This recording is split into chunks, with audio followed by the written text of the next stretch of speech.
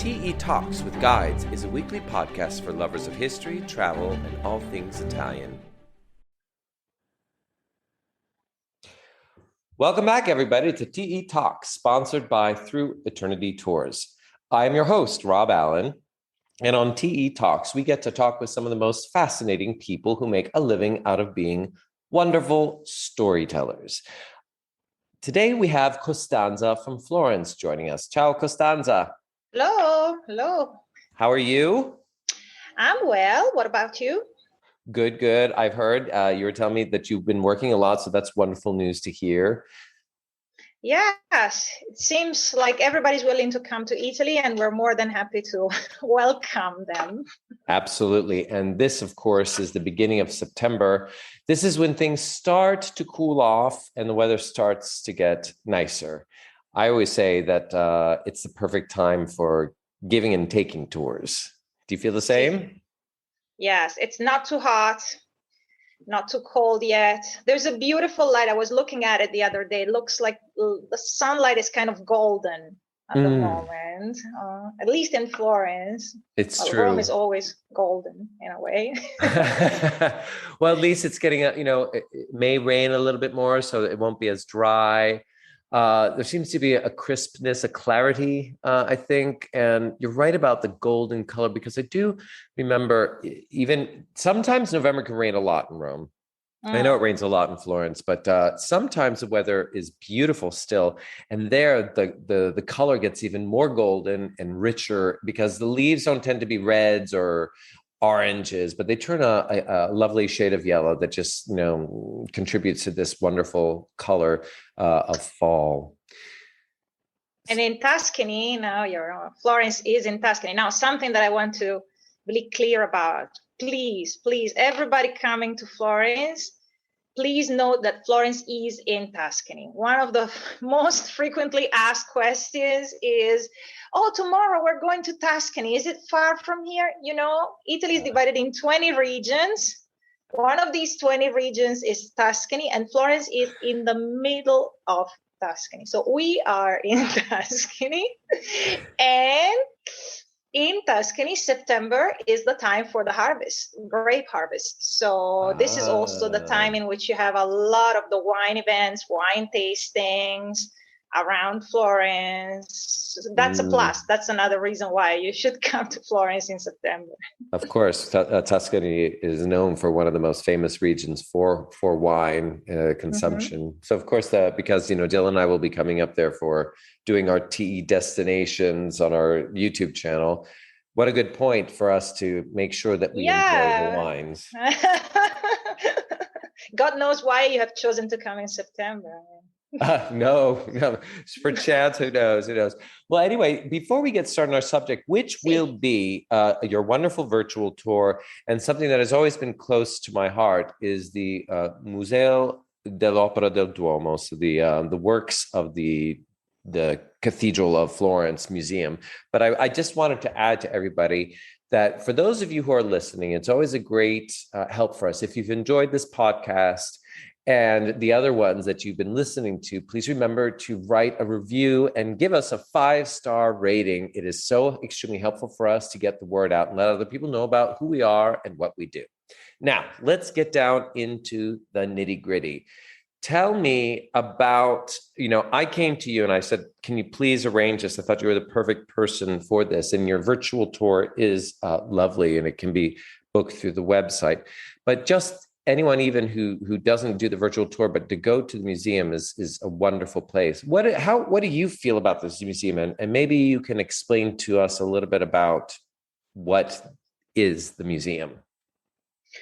Well, the Opera del Duomo Museum is amazing because you can have many keys to the visit. Well, to begin with, it's a stunning museum which has been just renovated 2015.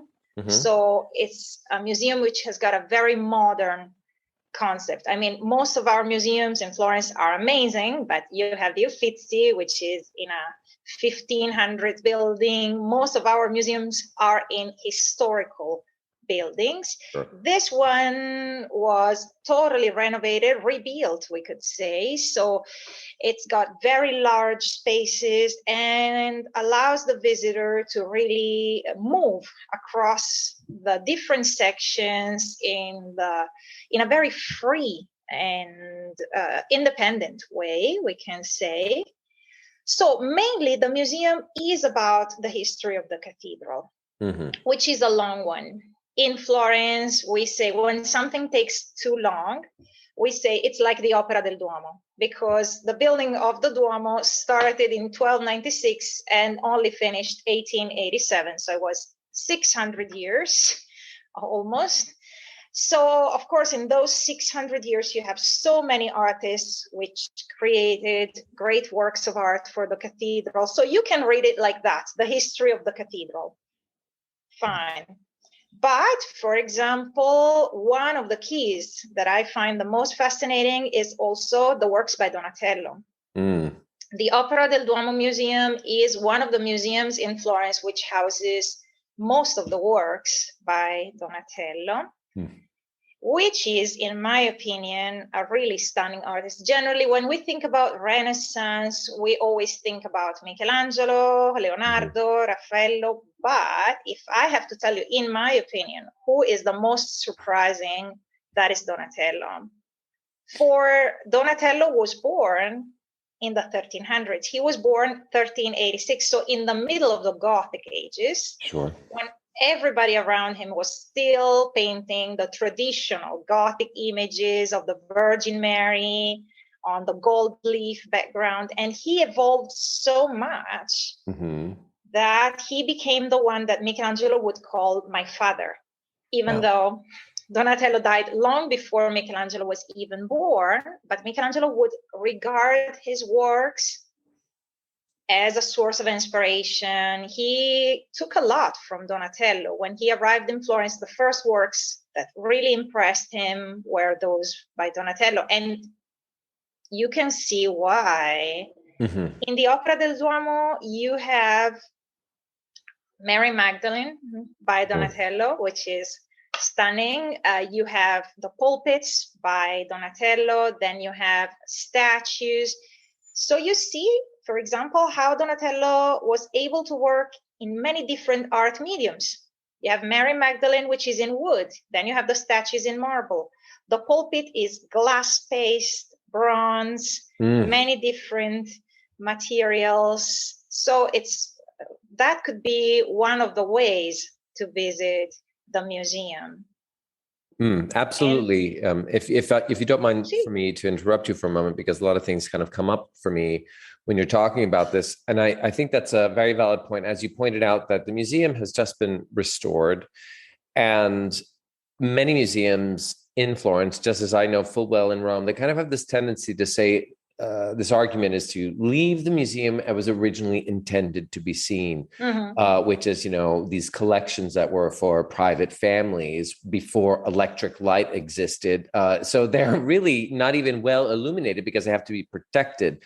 But with these modern museum spaces or spaces that are being restored, like the Scuderia in Rome, just as well as the Museo dell'Opera, finally, they are taking these beautiful pieces and they're illuminating them as they should be. Correctly, exactly. And it's just an amazing thing to be able to see. And also sometimes the rooms, the spaces are not large enough, so maybe you are too close.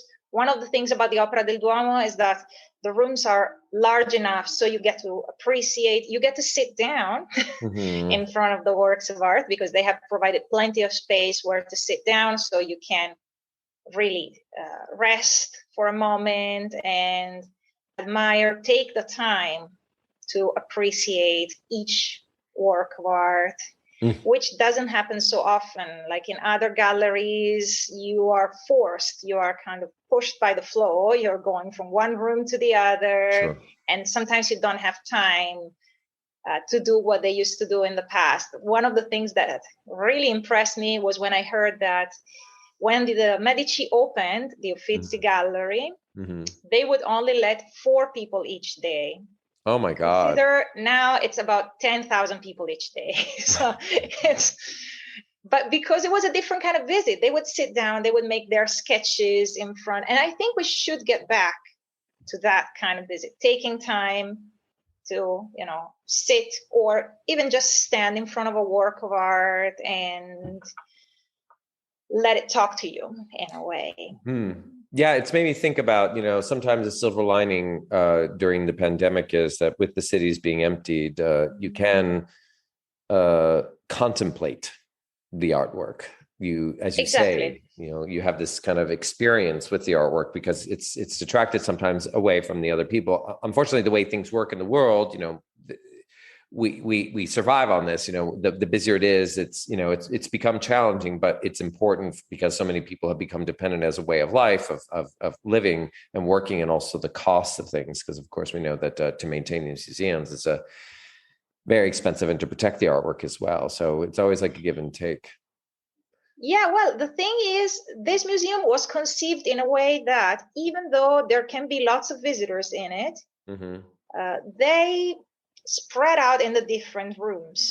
So since you don't have an obliged path, so it's not necessarily that you have first in this room, then in the next one, but you can wander around. You don't really feel like it's too crowded, not even when it's full of visitors. Yeah, I remember that. Now, I was going to ask you, because it used to be kind of this hidden gem, the museum, but since it got restored, was it busier? Or it's not as busy as the Uffizi was, but it got busier. More people would come to see it, do you think? Or? Well, I have to say compared to the David and the Uffizi, not at the same level, but it has become more and more crowded because I have noticed people who have visited the museum then have written reviews. You know how it works nowadays. It's all about reviews, and so many more people have visited because they were given advice by their friends. And I have to say, they never got disappointed because you have some stunning works of art. You have the ones that I mentioned, but probably the most impressive part is the first room, in which you have this reconstruction, 1-to-1 scale of the old facade of the cathedral. So it's like taking a journey back in time and looking at the facade the way it looked until the 16th century. Then the facade was dismantled and the works of art were moved in the museum. But one thing is to see different pieces of sculpture on a pedestal.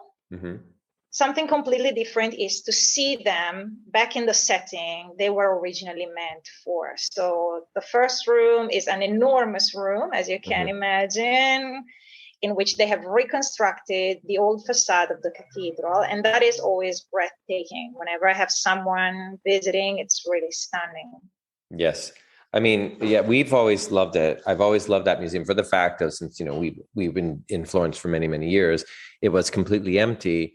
And no one was going to it. And it's nice to hear that more people were learning about it because it has such beautiful pieces. And you've already mentioned one.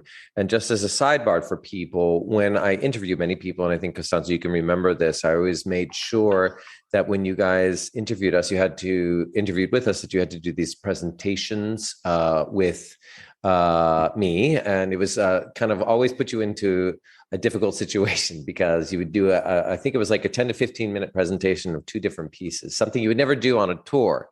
And one of those pieces was the haunting, truly beautiful wooden carving by Donatello of Mary Magdalene. Tell me a little bit about, and we'll go through the other piece because, of course, we're going to talk about it today because, I mean, such extremes of these great sculptors. You've already mentioned his name, but how do you feel about that statue?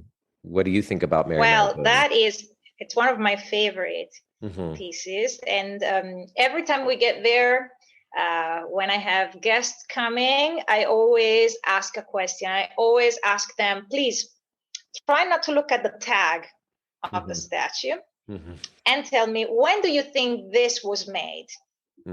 So if they're honest and they don't look at the tag, then generally the answers I get are, oh, well, this could be early 1900s. I don't know, maybe after World War II, some people told me. And then I make them look at the tag and they say Donatello, 15th century, which is striking because it's a piece of art which is incredibly modern. I mean, the traditional image of a saint in the 1400s was like that of a princess. If you think about the images of the Virgin Mary, she's always very beautiful with a lovely dress. While Donatello here decided to represent what he had read about in the gospel. Mary Magdalene, who was in the desert, repenting for her sins and starving. So you see the body of a woman who has been suffering. And what is stunning to me is the fact that this piece was displayed originally inside the baptistry. Sure. So the illumination of the baptistry was all done with candles. Oh my God. Okay. And the candles would reflect inside the baptistry. You have the mosaics. Sure. So imagine the light of the candles reflecting them on the mosaics and on the water. For inside the baptistry, there was the pool where people were given baptism. So try to imagine this flickering light, and right in the middle, you would find this statue of Mary Magdalene that was coming to you. People really felt like Mary Magdalene had just come back from the desert and was there in the baptistry. So it must have been really moving in the original location. It still is, but you have to consider also people living in Florence in the 1400s. They would enter the baptistry for baptism and find this powerful image of Mary Magdalene. It's also interesting, very modern, I would say, the treatment of the wood that he has made. He has chosen poplar wood, which is a hard kind of wood, and the edges of the wood are very sharp, so you don't have very smooth edges, but very, very sharp, because he wanted the statue to reflect the light. The statue was partially gilded, so the gold on the wood would reflect the light with very sharp angles. So it's, in my opinion, a really stunning piece, which really shows how much ahead of his time Donatello was. Sure, the sharp edges. It's amazing. What an amazing description. I can imagine that if one enters into the baptistry and you have this, the gold glowing, but the darkness, and she's kind of coming out of the shadows, it could probably have frightened people. That was the idea. That was the idea. Coming out of the darkness, there would be this figure, almost life-size. So that would be really impressive. Oh my God, very scary. And I wonder what kind of message Donatello maybe wants to say. Okay, so this is the place for this. So if you are being baptized into this religion, it's a serious responsibility, maybe. I don't know. It's interesting, though. Well, I think it's more, I would say it's more in the way I see it, of course. It's my personal interpretation, but this is a work that he made at the end of his life. It's one of the last works that Donatello made. And it's about a woman who had to go through a personal journey that was very long and very difficult, and finally came back and decided to join the Catholic community. So I think that is more the idea. This is the beginning of your life in the Catholic community. Remember that you will have to go through many difficulties, but if your faith is strong, you shall survive, you shall come back and be welcome again in the Catholic community.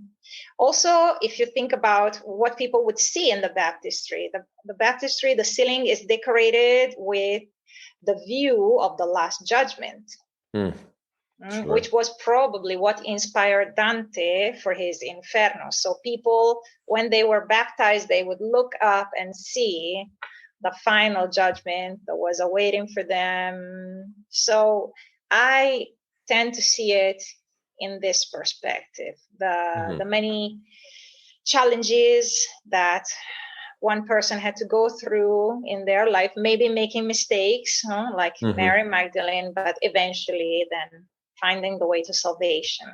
Of course, you have to see it. Of course, it's a piece that was made for a Christian community, but I can say you can also see it in another perspective for everyone's life, whether they're Catholic or not. You always face some challenges in your life. It depends whether you are able to fully go through. I think that is interesting. Not avoiding the challenges that you face, but going through, crossing the desert, letting the desert maybe, how can I say, affect your body and soul, but then finally getting out of it and being a completely different person. That's I mean, it's amazing to me, your description of it. And then when I bring up a thing and I think of how I said about the responsibility of it is because that you see this person who has gone through this journey. And as you say, facing the challenges that are inevitably that we all have to face in life. And as well, just as when one goes to see other places of religion, be it ancient temples or mosques or synagogues, the artwork is different. Or I just think there is this fascination and certainly a beauty and something relatable to all, right? That I think can be absolutely.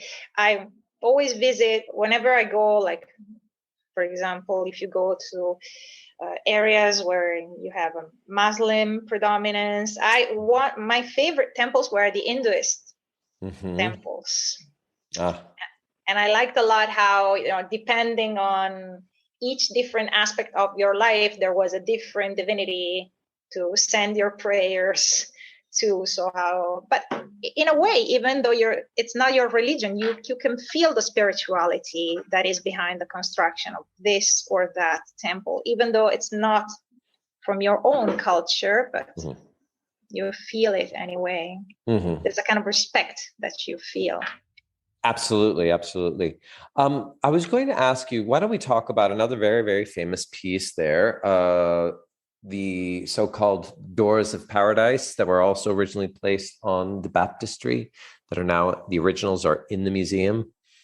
Yeah, the thing about, I think one of the treats that you have when you go to the Opera del Duomo Museum is that, of course, outside in the baptistry, you have the replicas, and it's good to see them in their original location. Sure. But when you are outside, it's full of people trying to take their pictures in front of the baptistry. When you go to the museum, you get in front of the original doors and you really have time to appreciate every single panel of these doors.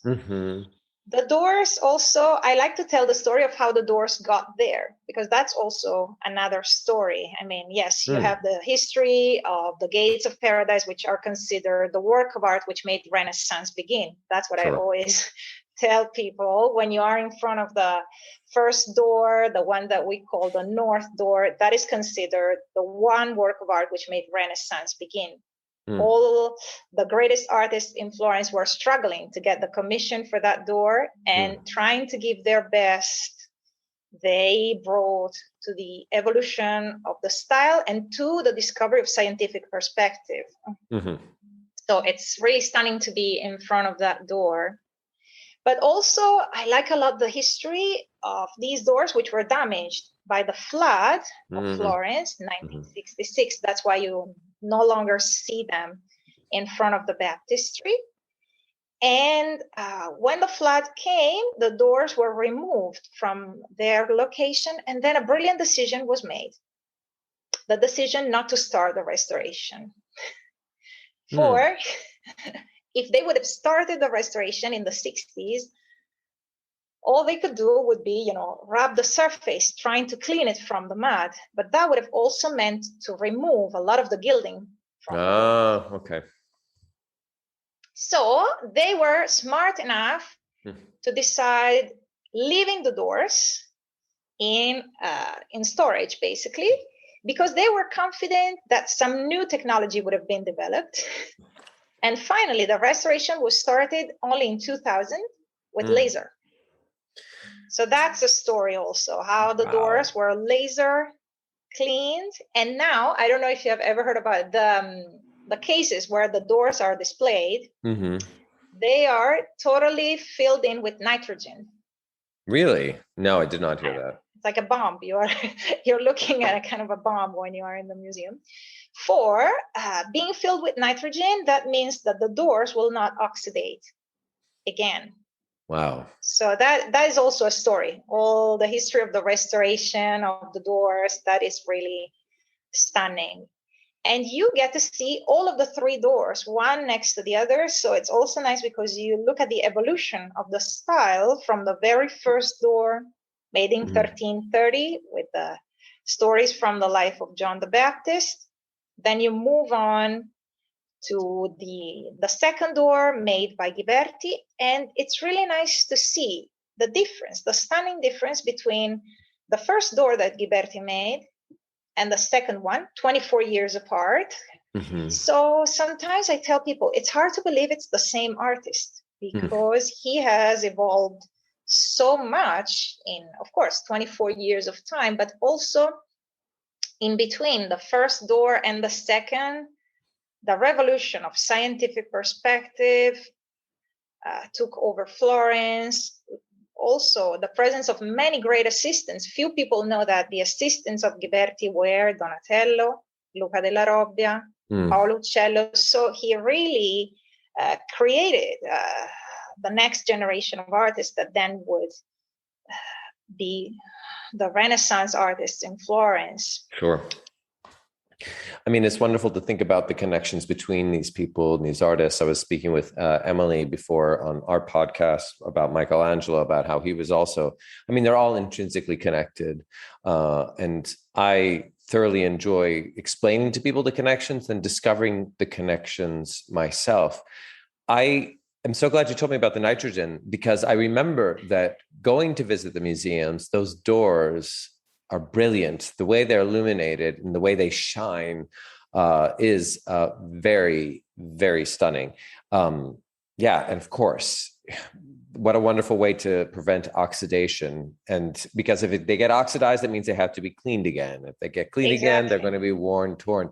Well, so you know what I want to be doing eventually? We're going to take the videotape of the podcast and we'll put them up on our YouTube channel. And I love to insert everything that you bring up and to find these images. So it would be wonderful to see the images of the doors with the mud on them.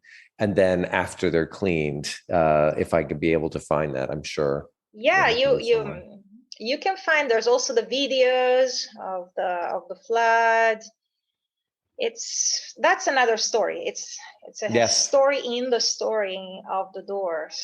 Yes, I recall also Mary Magdalene was in the baptistry when it was flooded. So she got damaged as well. And they moved her into the museum. But well, the flood affected really the entire city. So yeah, it took place in 1968, you said? Is that when the flood was? 66. 66. So between November 3rd and November 4th, 1966. Yeah. It's amazing to think about how floods affected. Well, floods are affecting places nowadays too. Also all throughout the United States. We just had some terrible flooding with the Hurricane Ida. But throughout history, this happens, unfortunately. But these pieces were saved. So to continue with, I mean, there are so many wonderful pieces. I did want to add something that I really loved about your virtual tour when you began, is that you were discussing about, because the museum is intrinsically connected to the Duomo, the Cathedral of Florence, and about families that were involved in it. And you go into detail. And so if people want to know more about these details, but I really love the fact that you're going into discussion about one specific family or certain guilds and how a family ended up going bankrupt and losing their money.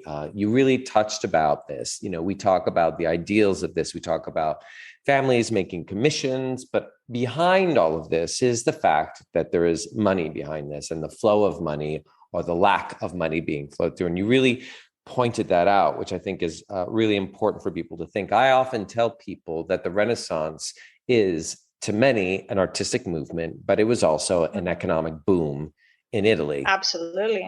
And that's Renaissance would have never happened without all the money that was going through Florence. As I always say, at the time, families really felt like if they would pay for a new altarpiece or pay for the restoration of a chapel, they were literally buying their place in heaven, which is something that for us it's crazy. But in the mentality of the time, that the Catholic Church has been selling the indulgences for many years. So people really felt like they could buy forgiveness for their sins. If you look at the books of accounts of the Florentine companies, you see what they received, what they paid for this or that. And then there is always a line in the books of accounts which says, to the glory of God. They knew that they had to save a certain amount for the glory of God, or for their own sake, we can say. So this is one of the reasons why lots and lots of artists from all over Italy, from all over Europe, started to come down to Florence, because here there was a lot of work for them. Like if you think about, well, the Medici, of course, but also even earlier than that, you go to Santa Croce and you have the Bardi and the Peruzzi chapel, which were the first ones to invite in Florence and have Giotto paint one of the most important chapels in the Basilica of Santa Croce. And at that time, Giotto was a total innovator. So thanks to these families, Giotto was offered the possibility of painting two of the most important chapels in the Basilica of Santa Croce. And at the same time, when these families went bankrupt, these families made a big mistake. They lent most of their money to Edward III. That was the King of England, who spent all the money for the 100 Years' War and then forgot to return the money to the Bardi and Peruzzi. And that affected the construction of the Duomo. Yes. Because it was not only the two families which went bankrupt, but these families financed a lot of the workshops in town. So all of a sudden, these workshops didn't have money. They also owned lots of factories, which gave work to many Florentine citizens. And all of a sudden, these workshops had to be closed.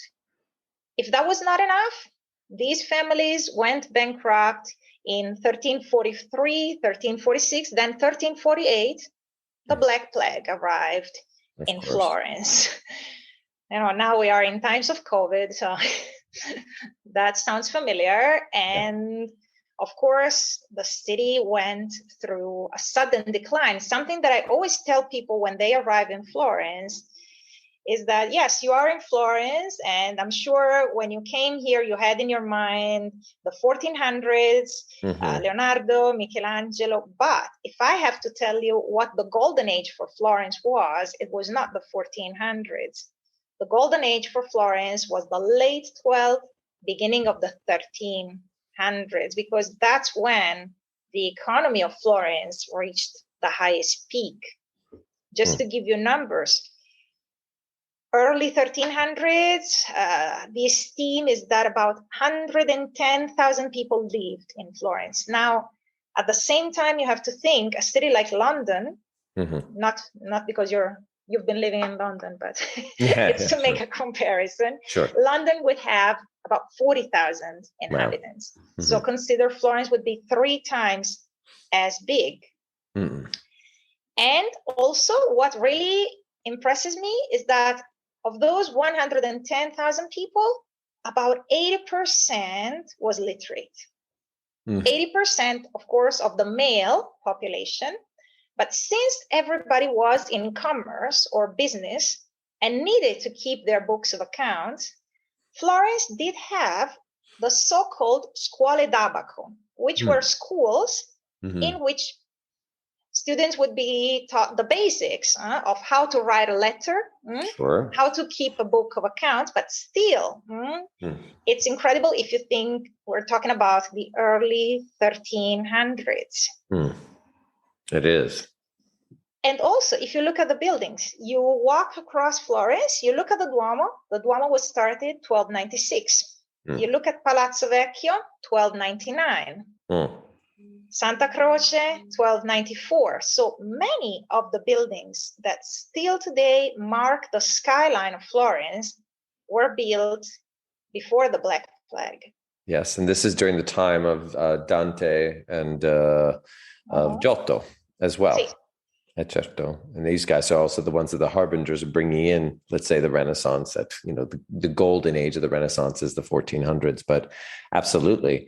It's lovely to hear your point of view about this and exactly how you said. I remembered that it was about Edward III and the 100 Years' War, and it was a chain reaction of things. In fact, I've learned about other things in history.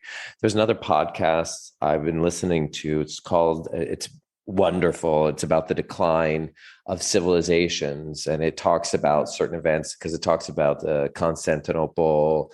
Oh my gosh, there's so many things. I love them. They're about like 3-hour podcasts. But they talk about sometimes, kind of world class events, cataclysmic events that can affect things too. Maybe I've even seen documentaries about eruptions that are off on the other side of the world, but they created a lowering of the temperature and the winters being longer, and it affected things. It's just very, very interesting.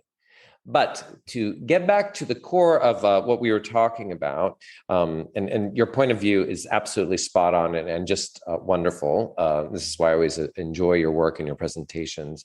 But let's finish up. That last piece was the other piece that I remember.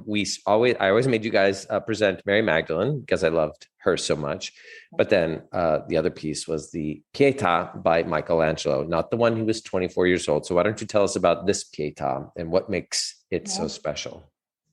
I have to tell you, when I made that presentation, I was shaking. So now I'm more relaxed today. I was so scared. Oh, there's no need to be scared. I just have a resting grouchy face, or a resting bitch face, as people would say.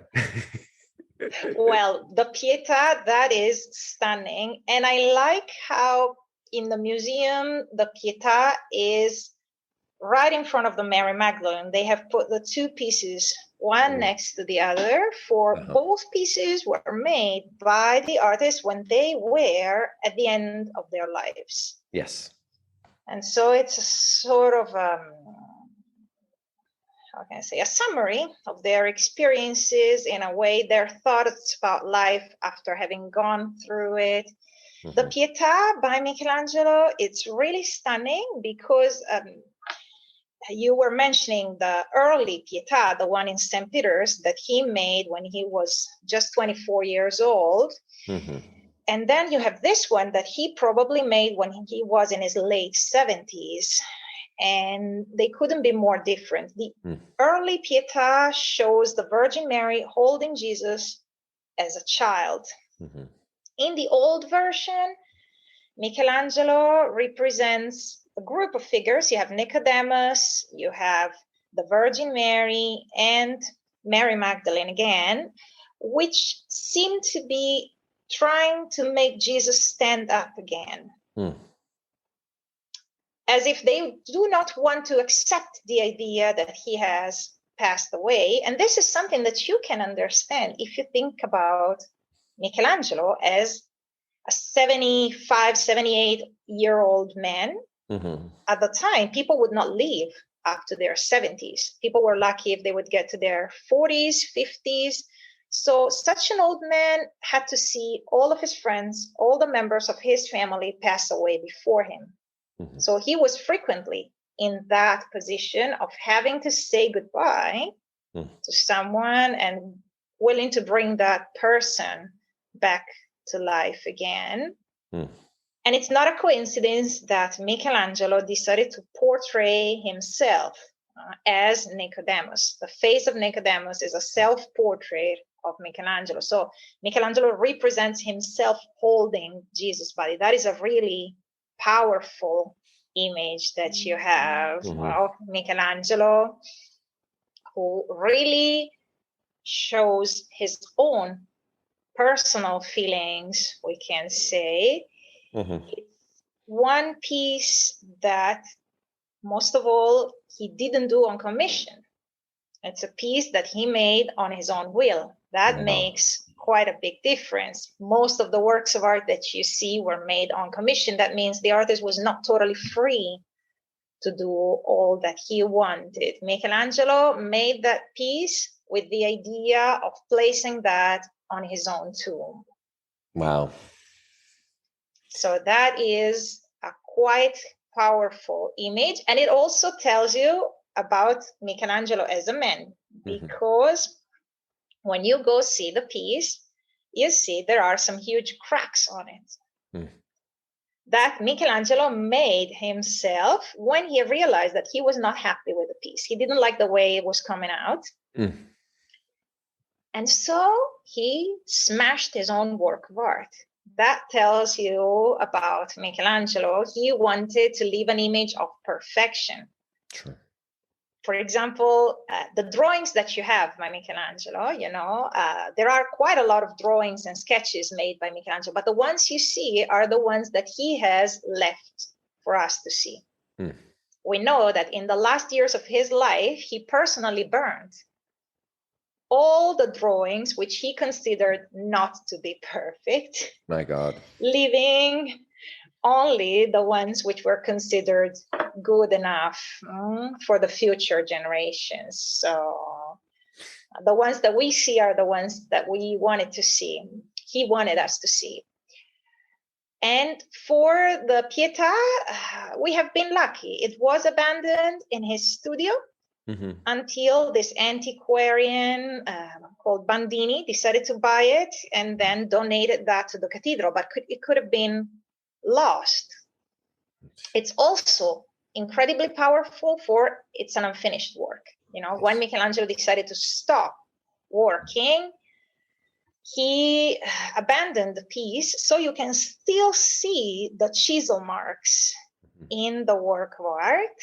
That shows his way of working. I have to say, it has been written, and I think it's right, it could be right, that even though it is unfinished because he abandoned the work, probably he was not going to finish the work anyway. I mean, the first works that he made, like the Pietà in St. Peter's, are perfectly polished. You have that surface of the marble, which is totally shiny. Yes. Because he was a young boy and he wanted to show everybody how good he was, his talent. Yes. In his late years, you start to see Michelangelo play more with the texture of marble. If you see, for example, some of the works such as the Brutus in the Bargello Museum, he would play with the texture of the marble to imitate, for example, fabric or to give the texture of the hair. So probably, especially for the face of the Virgin Mary and that of Jesus, which are one next to the other, he wanted to leave the surface of the marble a little bit uneven so that the two faces would merge one into the other. Wow. To highlight the boundary between the Virgin Mary and Jesus. That's amazing. That is, I think, also part of the fascination. Yeah, it does. It's another piece like the Mary Magdalene, which seems like it could be of another time, not necessarily the time he was living in. It's a very beautiful piece to me because it makes you self-reflective, because you see, if you know the two pieces, the first one in Rome is a young man who's 24 who lost his mother at a young age. And then how he reflects on death. And then you think about when he is an older man and he's preparing something possibly for his tomb, as he has survived many of his contemporaries, outlived them, and how he looks at death in a completely different way. And I think that makes you think about it. As you and I know very well, we have relationships with these pieces. We see them every day. We see them multiple times a year. I'm sure you do too. I feel very fortunate that we do this. We change about how we think about these things too, about how we think about death when we're very young and as we're going older and as we go through life. It's a beautiful thing to be in touch with and to witness and to see, a person like him as a genius. It's also lovely, with Emily, I was doing this podcast about him. She also mentioned, just as you specifically pointed out, he was very controlled about how he thought. I mean, he understood who he was. He wasn't arrogant in a way of being an egomaniac. I think he understood how important his stuff was to be and how he wanted to control his legacy, let's say. Sí. Absolutely. My goodness. There's a story, I don't know, maybe Emily has mentioned about he made this statue of Lorenzo de' Medici, and the contemporaries complained about it because they said it didn't look like the Duke at all. And apparently Michelangelo said, in 100 years, no one will remember what the Duke looked like, but they will still be able to appreciate the beauty of my sculpture. So he knew that his pieces were going to last forever, possibly. Yes. Yeah, no, she did not say that story. So that's a wonderful story. Thank you for sharing with that. My goodness, Costanza, that's beautiful.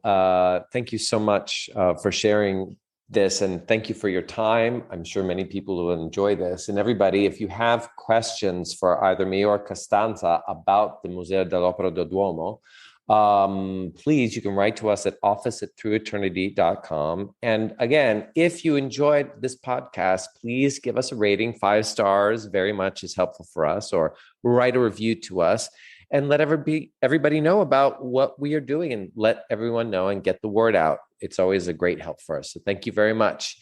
And thank you, Costanza. I look forward to having you again. Thank you for having me.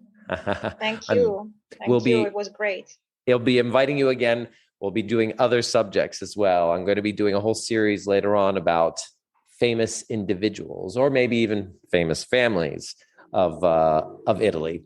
So thanks again, Costanza.